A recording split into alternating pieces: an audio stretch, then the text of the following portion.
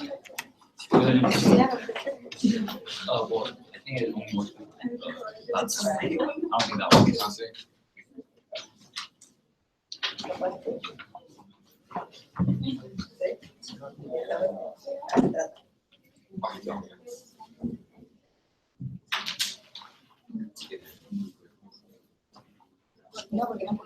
Do you guys want to show the lights or?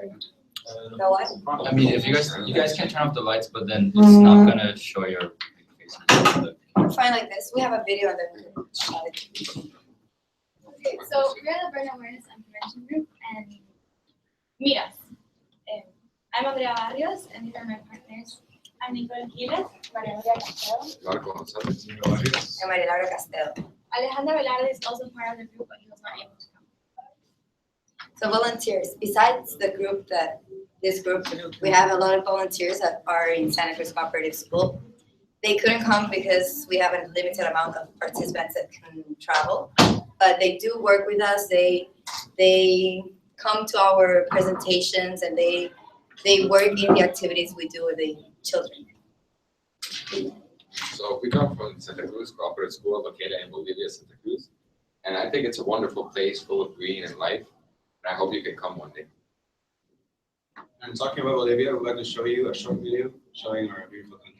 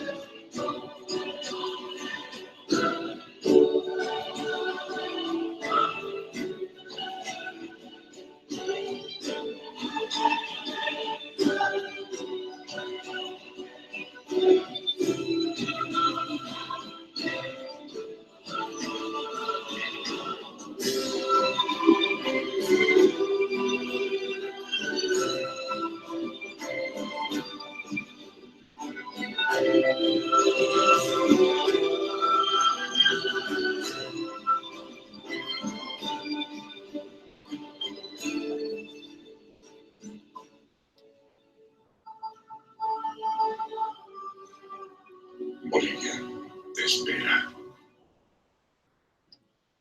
And just a quick fact, Santa Cruz de la Sierra was named the fastest growing city in South America. And as you can see, there's a lot of culture and it's rich in people. So the situation is that there is only one hospital for burn children in Bolivia, and it is difficult for the families that live in the rural areas to get there. So there are many burn children every year, so it is difficult for them to find aid at that time.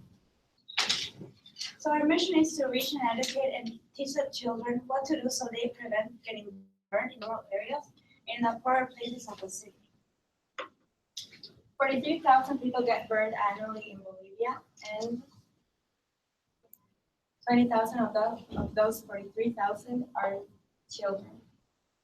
Out of those 43,000 burns, 90% have happened at home. 70% of which are with hot liquids, 20% with hot coal and fireworks, 5% with electricity, 3% with hot objects, and 2% with others such as acids. So basically, 76% of the burns could have been prevented. And this number is basically what motivated us to create this program and help children. So in 2014 was the start of a project. When Laura, Nicole, and I started a project on our first year, on our 10th year, and we were kind of nervous to start it. It was our first student conference, and well, our goal was to decrease the number of children burned in Bolivia. And how would we do this? Through education. we decided to start a plan of teaching students, not students, children from not rural areas, low-income families about how to prevent burns. So we looked for different homes and different hogares to go and talk and give presentations.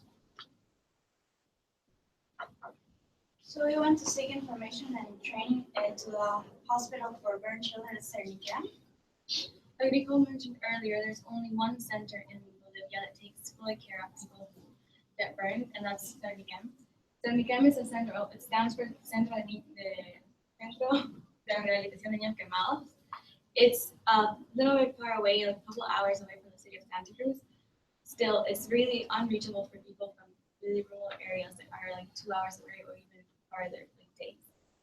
Cerniquem is not a stable hospital. It's an NGO that works based on donations, so sometimes it's like hard for them to take care. It has all the facilities, meaning that they take care of psychological, physiological, and also like compression cloths. They make them by hand in the center because they feel that having a size for burns will not cure them effectively. So on our first day, we went to a tour around the hospital, and we got our first lesson of training to what to teach the children. So after the meeting with Cerniquem, they decided that the best way to tackle the issue was by building workshops and supporting materials, mostly targeted at children's lunchroom. One of the supporting materials was a poster, which was colorful and playful, so it was going to be child-friendly, and we could use them in lunchrooms. Here's a picture of our handwriting pole, showing it to children who are obviously very attentive to the colors. These posters, we left them in the different homes we went to so that they can have something to go back to and remember, or we gave it to teachers and different mothers so that they can have it at their homes. Also, the lunchrooms have rotating children, so it's not always the same children who are there. So it's like leaving a legacy, and if a new kid came to the lunchroom, they will also be able to receive education. And you can see on this picture, but the posters are made of hard material, so it's permanent, so they can stay there for years and not get damaged. Also, we did brochures that were given to the children in order to give them to their parents, for them to know what is the message we're trying to send. And this was, as you can see, we played with the colors because we want to appeal the children and the parents to colors. This is one of our first presentations. So as you can see, this was a school we went to. We had a big public, there were a lot of children, and we have to adapt to different places and circumstances because sometimes, like here, we had a projector and somewhere to project, but sometimes when we go to homes, we don't have the projector and we have to kind of like play with the stuff we have. But we do have so that's a group of children we were with. And as you can see, we have different ages, so we have little kids to big kids, and the difference is that at the end of the presentation, we separate them and we create like activities so that we can further work with each age. Here's another of our presentations from our first year. This is a lunchroom we really enjoyed going to. The kids were very friendly. They were also of a younger age, which was kind of like a challenge to keep them engaged in our presentation, especially since there was a lot of windows and no place to project our clearly projected project. However, as you can see in the picture, we were able to hang sheets on the windows and were able to present it eventually. So it's a very nice picture. We also use the method of checking our retention rate in the children. We made them draw, and we asked them first a question like, what did you understand from the presentation, or with what can you get burned, or what's the best method to cure your burn? And they would draw it, and we would discuss with them, and we actually got to know if they understood or not. So 2015. In 2015, we grew in our audience. So we started to visit mother clubs, older children, and smaller children. When we first started, we just visited children's and homes But then 2015, we decided to reach mothers. So this is one of our presentations. As you can see also here, we didn't have the facility to show our presentation, and we had to use the posters we created. You can see we created in order to present our project. And about the volunteers I spoke earlier, can you go back on picture? As you can see, we vary in our team. So we have 2 different team members there. And that's because they were volunteers, not actually part of the group that travels to Jin, but they do work with us back in Bolivia. As you can see here, we went to a mother's club, and they had a club where it didn't look very well, so we had to it was more interactive, so we had to talk with the mothers and show them pictures and talk about the situation instead of with the presentation. We really enjoyed going to this mother club. We saw how the mothers were very excited for us going to visit them. They actually set out our presentation before our arrival. They set up the sheets and they used it to cover the light and microphone slide. And as you can see, they're carrying their children, and we invited the mothers, but we know that many times there's no one to take care of the children at home. So we took this chance to present to both children and mothers. As you can see, once again, it was very useful having a poster. Going back. This is a presentation we did, and we had to split up to go to different parts. So as you can see, not everyone is there, but they took it turns to go to different parts so we can reach more people. And that's us. That's our second Jin conference in which we presented parent awareness and prevention. That's a group that traveled to Jin, Rio de Janeiro. So in 2016, we expanded in members, not only volunteers, and well, we also expanded in outreach capacity. So we were able to go to communities in the outskirts of the city, and also expanded our involvement in the previous categories such as children and mothers. This is another presentation. As you can see, we have other members in the picture. Like we have 3 other members in the picture that are, again, not here, but are part of the group. So the kids were very engaged with the presentation. Thanks to the colorful makeup.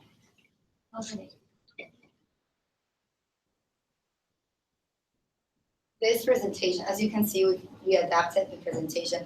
This time we didn't have a projector, we had nothing. So we decided to take this big poster that we found and just draw the pictures, paste them, and start one by one, like to explain to children because we had nothing.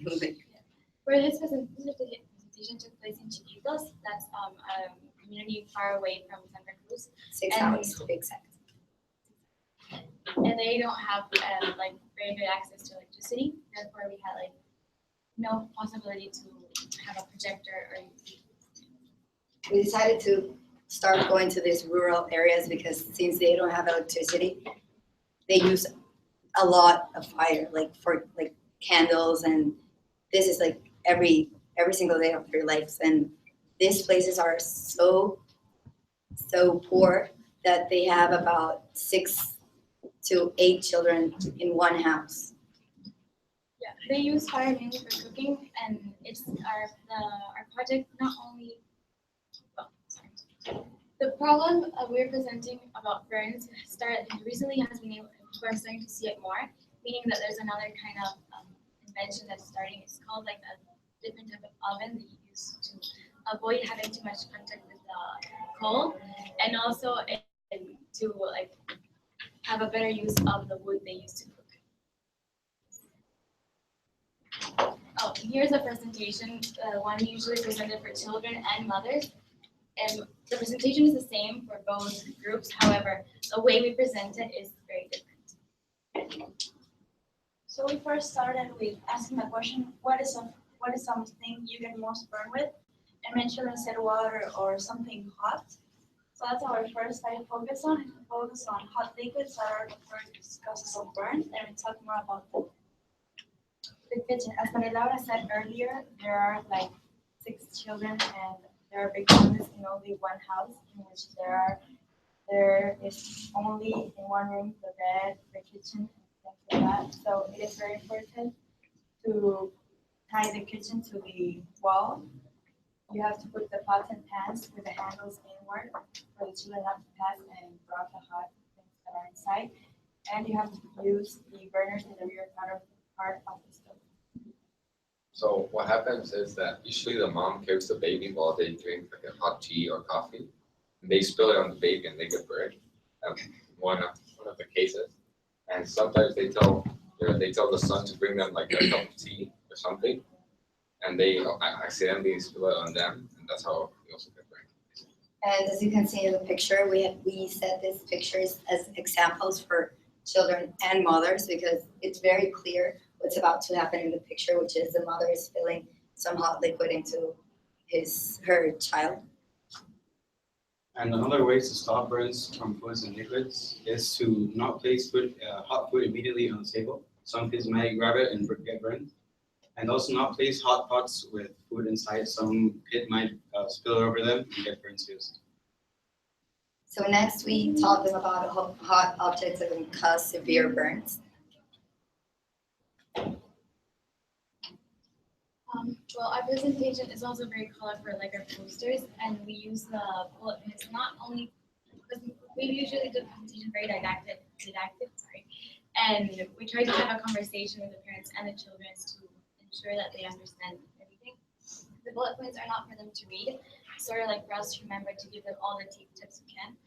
Also, our pictures are usually show what the bullet points say. For example, here is talking about how we should always unplug the irons in the plug. Also, we should keep them away from children, and we show this picture to say, see the child is holding the hot iron, which means he might get burned. And we try to explain the pictures by using the tips and So the next thing is lamps and bulbs. Many mothers leave the lamps on the nightstand, so the children it's very difficult for them to not see what the child is doing. So it is recommended to put the lamps on another table somewhere where the children can't reach them. Safe areas. It is very important to have safe areas where children can play because when the children are near the kitchen or near the television, there are wires that can cause them that produce electricity so they can burn, and there should be designated areas for them to. The thing with this is that we can't demand mothers to make a designated area for children to play in because usually their homes are like this, not even this big, half, and it's all in one same room. So they have the oven next to their bed and next to the designated area to play. So one of the main causes of burns are also electricity, and usually the burns are caused in the mouth and the hands. To prevent burns with electricity, you should always check all of the cables in your house for them not to be damaged because some kids might put them in their mouth or in their hands and get burned. Saying the outlets, we usually tell mothers to use furniture in front of the outlet so that the child doesn't see it and just wants to grab it because children, they're very curious, so that's why we tell them as an advice to put the furniture in front. in the rural areas as well as like the poorer parts of the city, they use a lot of coal and burners to cook their food. Not usually, like they don't have ovens. If they have, we give them a recommendation to tie their ovens, etc. But in this case, we're going to talk about how not to get burned in the situation where we use ashes and hot coal. There's also this culture in Bolivia where people burn their trash, which is not only bad for the environment, but it's also like very dangerous for the kids who are playing outside. So embers and ashes, it is recommended not to burn in the house or outside the house because the children can pass by it and get burned. And it is important to locate the braziers in corners and not far away from the children. Matches and fireworks. In Bolivia, there are many holidays in which children and adults use fireworks. And if the children is without supervision of an adult, it is most likely for her to get burned. And also, the firework may have a difficulty, so it is very important to not let your children play with the fire.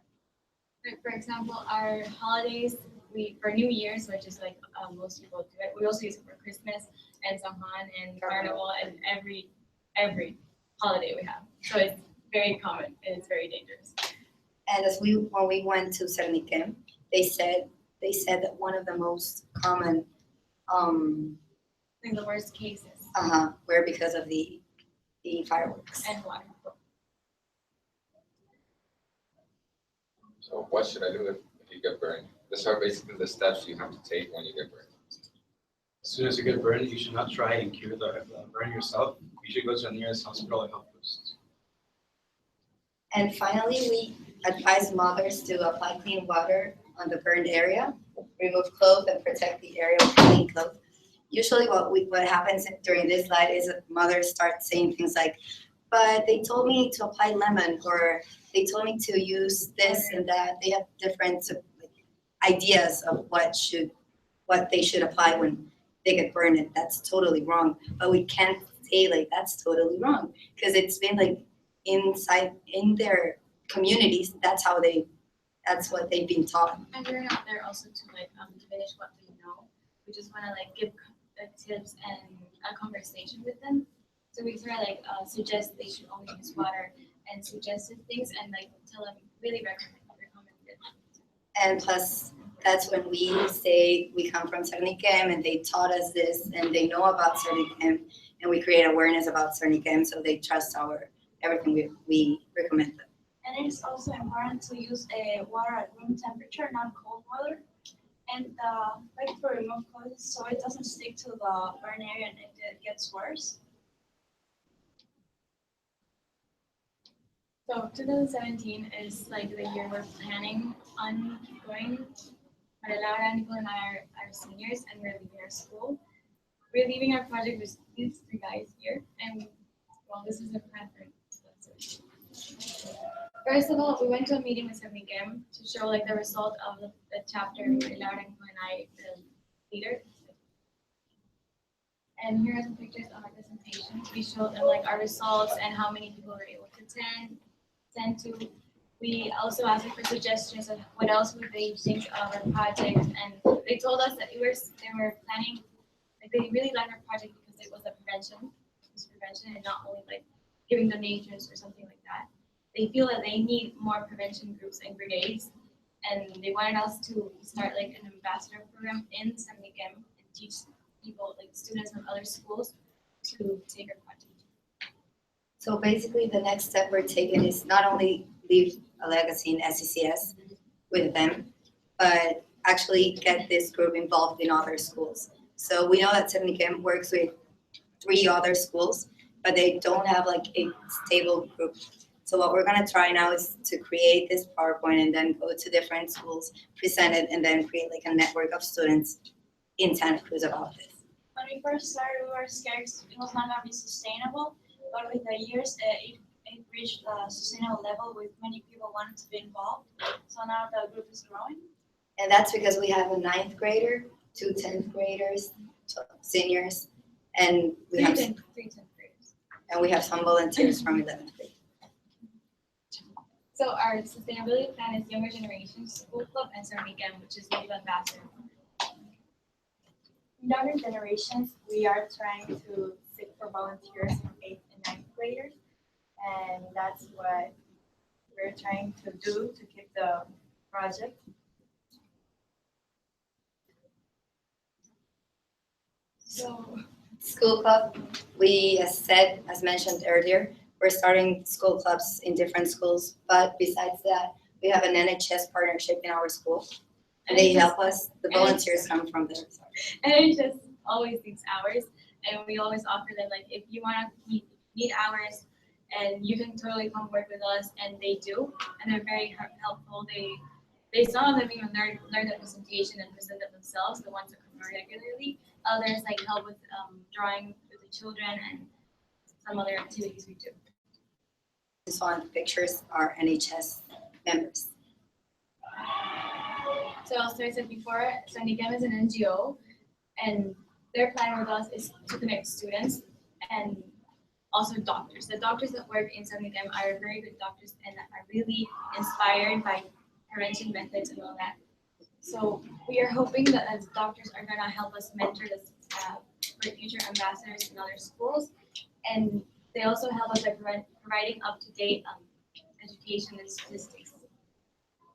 And now I want to add that we met someone that has a similar project to this one from Nicaragua, and we're planning to actually talk and try to something new to work between Nicaragua and Bolivia and create something. So we're trying to take this from a local level to a global level. So now, Kabul, okay. We're gonna divide you into groups.